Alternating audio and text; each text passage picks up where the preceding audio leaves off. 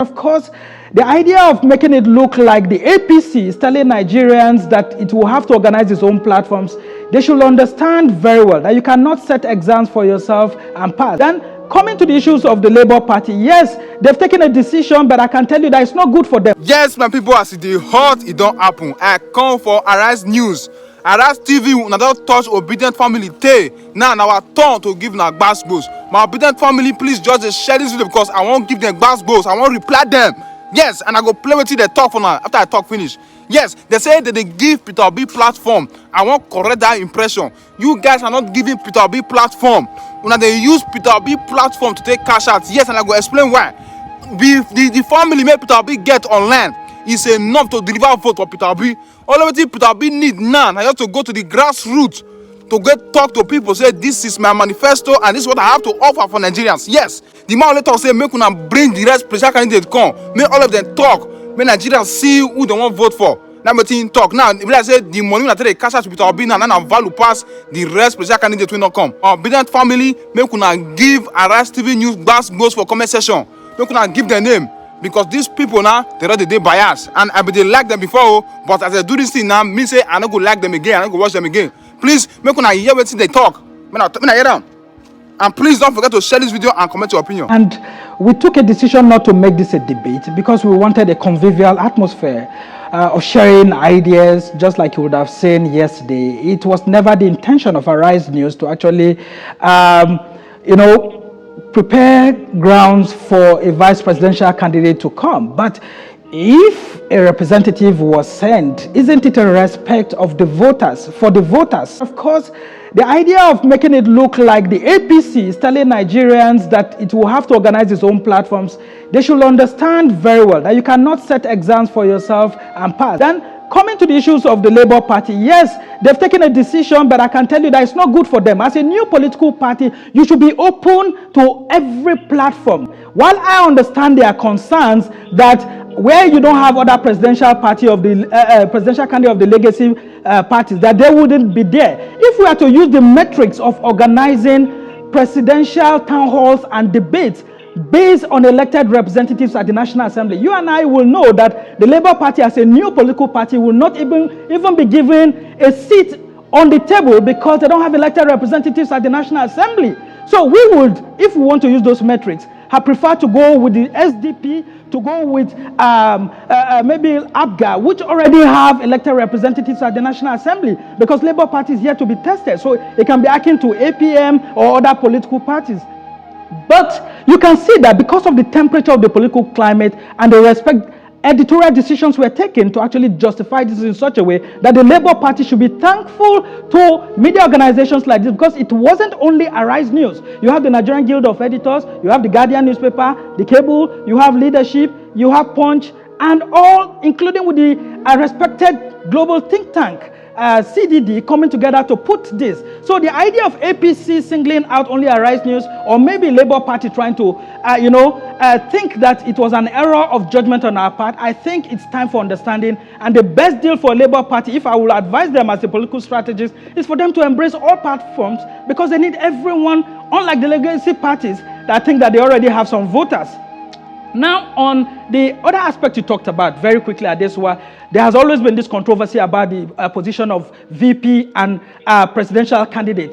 The president is the one who takes charge. And once it's a presidential campaign, the ticket is held by the lead presidential candidate. And so if he or she decides to delegate authority, it's acceptable in other climes. But we understand the perspectives that people are coming from, that if it's a presidential debate, then it has to be a presidential candidate. But that's why we said it's not a presidential debate. It's a town hall meeting where there will be a convivial atmosphere for exchange of ideas. Very well put, Sumner. Let's come back to you, Prof. there. Adeni, let's look at the overall performance. Did you hear what you needed to hear from the candidates, whether you're talking about Kwankwaso, Obi, Okowa, who was representing his principal, of course, Atiku Abubakar, and Kola Abiola? Did you hear what you needed to hear in the area of security, especially when you hear them?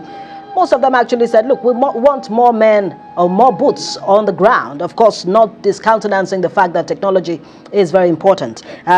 As far as Kola Abiola was concerned, the fact that security systems has never been used, that's been in place in Nigeria over the years. Did you make sense of all they had to offer on security? Well, I thought all the candidates tried, and they spoke essentially from their own personal experiences, predictably anyway. First, the Labour Party candidate, typically was always ready, responding to questions in a free-flowing style, having been very forthcoming in the past couple of months, and of course, he wasn't shy, to render his ideas. Again, leveraging on his on his fame. His ideas strong enough to make a case for him that would convince Nigerians as they go to the polls. Because I was coming to my point, please, and I was saying that yes, he tried leveraging on his own personal experiences as a former governor, and emphasizing his famed characteristics as a prudent, good manager of resources. And of course, he had ideas, he had what he wanted to do on different sections, and in this case, particularly insecurity and economy. But I thought he was becoming a little more repetitive, which is why going forward, he will need to do more consultation, more researches, so that he can expand his range of solutions. Because he's been very forthcoming in terms of pontification, we need some more creativity, and those creativity and originality can come, if he expands his range of consultation, perhaps with the experience of other nations that have been in our own shoes and coming out of the kind of doldrum that we are presently in. Otherwise, I thought, he was typically okay as well.